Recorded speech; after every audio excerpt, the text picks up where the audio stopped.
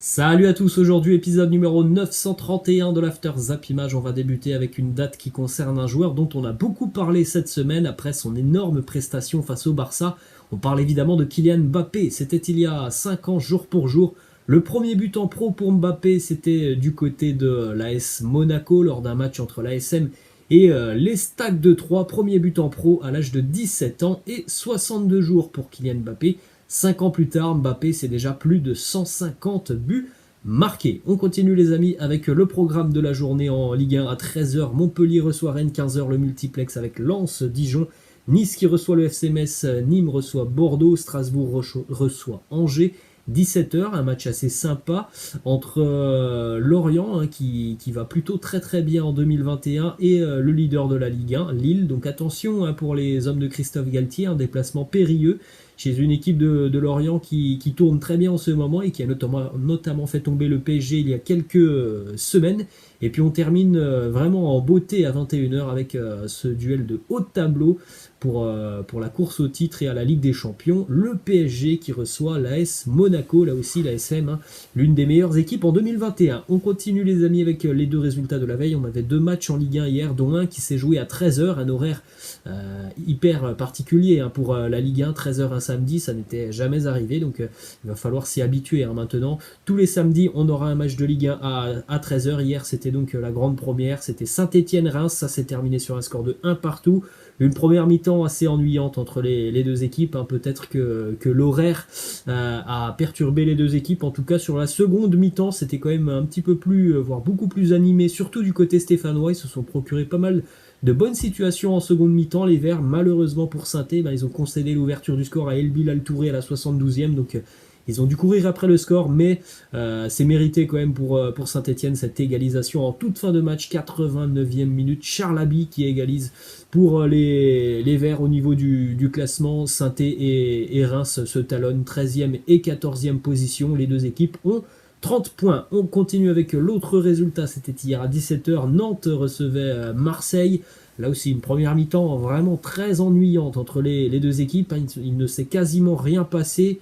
Et sincèrement, rien de bien folichon non plus sur la seconde mi-temps entre Nantais et Marseillais. Ouverture du score pour les Canaries en seconde mi-temps signé Ludovic Blas à la suite d'une énorme erreur de Steve Mandanda. C'est Dimitri Payet qui va égaliser un petit peu plus tard pour l'Olympique de Marseille. Voilà. Mais bon, il n'y a pas eu un très très gros rythme quand même sur cette rencontre entre Nantes et l'OM. Une déclat du buteur Dimitri Payet qui nous dit: on a su gagner en milieu de semaine, mais on a besoin de confiance, on a besoin de jouer ensemble, de retrouver du plaisir. Le plus important, c'est que depuis l'arrivée de Nasser, on a retrouvé une unité. On voit que le groupe a pas mal changé, l'état d'esprit qui a changé aussi depuis quelques semaines quand même du côté de l'OM. Ensuite, une déclat du côté du FC Nantes, puisque depuis l'arrivée d'Antoine Comboiré, ça va un petit peu mieux pour les Canaries quand même. 4 points pris sur les 2 dernières journées. Déclaration de Denis Sapia qui nous dit: c'est vrai qu'on est mieux organisé dans le temps du match. Avec notre ancien coach, on l'était peut-être au début du match, et puis au fil du match, ça se détériorait, on ne restait plus en place, les lignes s'élargissaient. Donc voilà un petit peu les changements que perçoivent les Canaries sur le terrain. Tactiquement, il y a une organisation qui est un petit peu plus cohérente qu'avec notamment Raymond Domenech. Ensuite, toujours du côté de Marseille, une info RMC, l'OM serait tout proche de signer donc l'entraîneur attendu, à savoir Jorge Sampaoli, qui devrait donc quitter l'Atlético Mineiro très rapidement. Du côté de RMC Sport, on parle même d'une signature de Jorge Sampaoli avant le week-end prochain. Et le week-end prochain, on aura l'Olympico entre l'OM et l'Olympique lyonnais. Ensuite, on a une déclaration de Niko Kovac. On rappelle ce soir ce PSG Monaco. Niko Kovac, l'entraîneur de l'ASM, qui nous dit: le PSG est une équipe de classe mondiale, il marque beaucoup de buts et Kylian Mbappé est actuellement en pleine forme. Nous devons essayer de l'arrêter, mais c'est impossible de le faire avec un seul joueur. Nous devons être unis, nous devons nous en occuper tous ensemble. On verra vraiment ça. Je pense que ça peut être un match hyper intéressant à suivre, ce PSG Monaco ce soir. Direction Barcelone maintenant avec une info qui nous vient du quotidien Marca. Un sondage a été réalisé auprès des supporters du FC Barcelone. D'après les résultats de ce sondage, 45% des supporters du Barça souhaitent voir Xavi arriver sur le banc de touche du Barça l'année prochaine.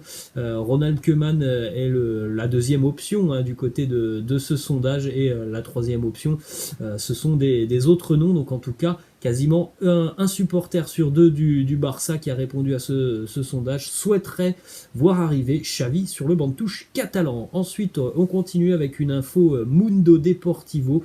La signature de Erling Haaland est envisagée du côté de Barcelone. En tout cas, du côté du Barça, on rêve d'engager l'international norvégien. Malgré la situation financière que tout le monde connaît du côté du Barça, eh bien le Barça a quand même ce rêve de pouvoir engager un grand numéro 9 sur le mercato estival. Il faudra évidemment alléger la masse salariale du côté de Barcelone. Certains joueurs sont déjà cités pour quitter le club sur le mercato. On parle d'Umtiti, Junior Firpo, Coutinho, Neto, et puis pour le moment on ne sait toujours pas, mais Lionel Messi pourrait évidemment aussi faire partie de cette liste.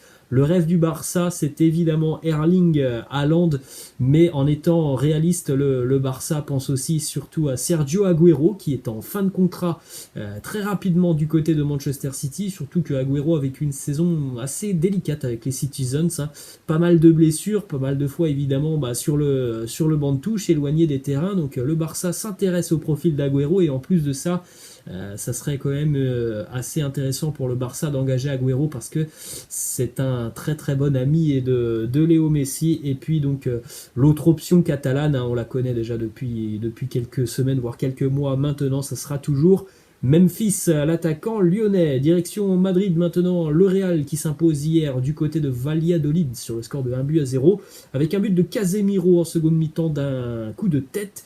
Le Real qui fait une très très bonne opération au niveau du classement. Le Real revient à 3 points de l'Atlético Madrid. La course au titre est complètement relancée, même si l'Atlético a toujours un match en retard. L'Atlético fait du surplace actuellement.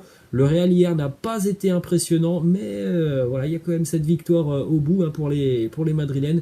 Il est vrai que le trio d'attaque hier du Real n'a pas marqué beaucoup de points. Le trio d'attaque hier, il a été remplacé par Zinedine Zidane, donc il n'y avait pas de Benzema, notamment hier on avait Vinicius aussi qui était présent, Mariano Diaz. Ils n'ont pas marqué beaucoup de points. La prestation n'a pas dû plaire énormément à Zinedine Zidane. Ensuite, on continue toujours du côté de Madrid, justement, avec cette info. L'Atlético Madrid battu hier à domicile en Liga. C'était plus arrivé depuis 1 an et demi maintenant. L'Atlético battu par Levante 2-0 à domicile, un but pour Morales et 2 Frutos pour Levante.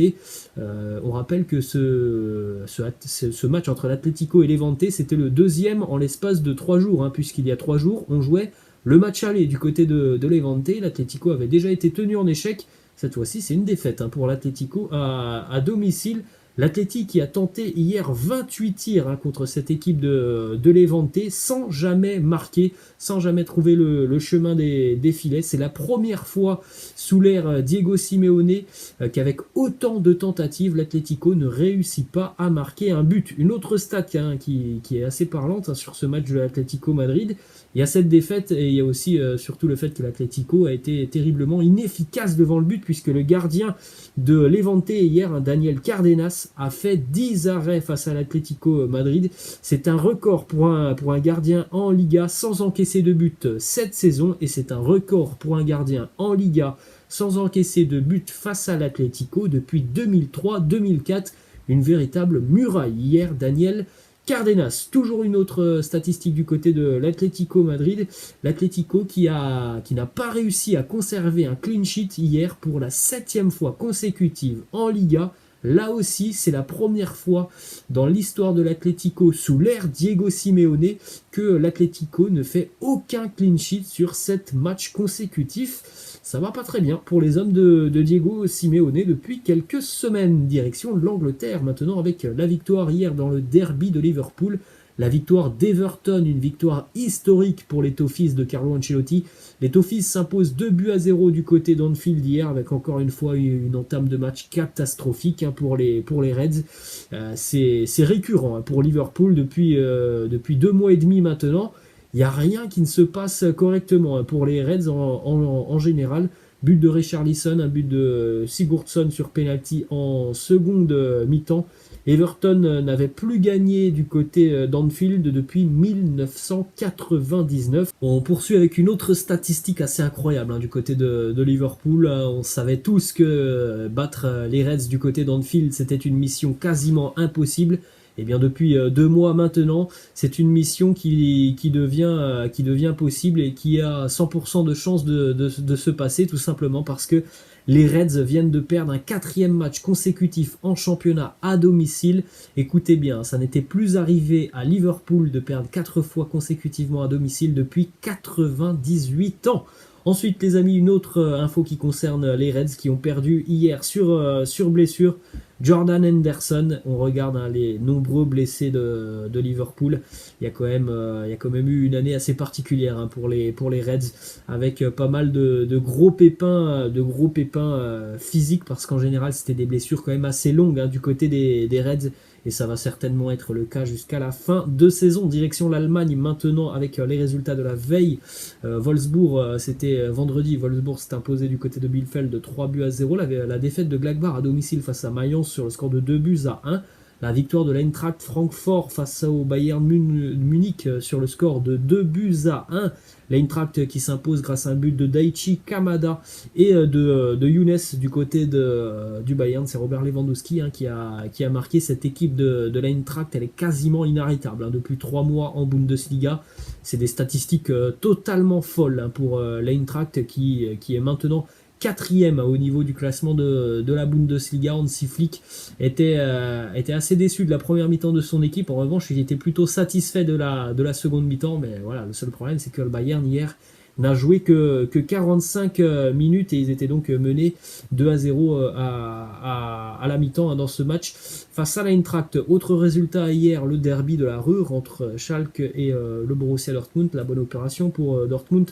Du côté de Gelsenkirchen, le Borussia s'impose 4-0 avec un but de Jadon Sancho, un but pour Rafael Guerreiro et un doublé de l'inévitable Erling Haaland, avec notamment un but somptueux d'Erling Haaland. Pour ceux qui ne l'ont pas vu, et ben là vous avez l'image arrêtée, ce ciseau, ce geste acrobatique de Erling Haaland. Ensuite on continue avec les stats de l'attaquant norvégien, inarrêtable en Bundesliga. C'est 16 matchs pour 15 buts avec le Borussia Dortmund, c'est 42 matchs pour 41 buts en Ligue des Champions, c'est 13 matchs pour 18 buts marqués. On fait un petit point sur le classement de la Bundesliga pour terminer, les amis. Donc le Bayern en tête, 49 points.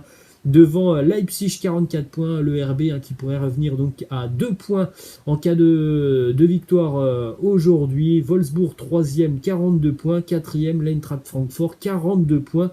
5e et 6e, Leverkusen et Dortmund, 36 points. Donc à l'heure actuelle, on aurait en Ligue des Champions le VfL Wolfsburg et l'Eintracht Francfort. Les amis, c'est la fin de cet After Zap Image. J'espère que ça vous a plu. N'hésitez pas à lâcher un petit pouce bleu. Je vous laisse et je vous dis à la prochaine. Ciao!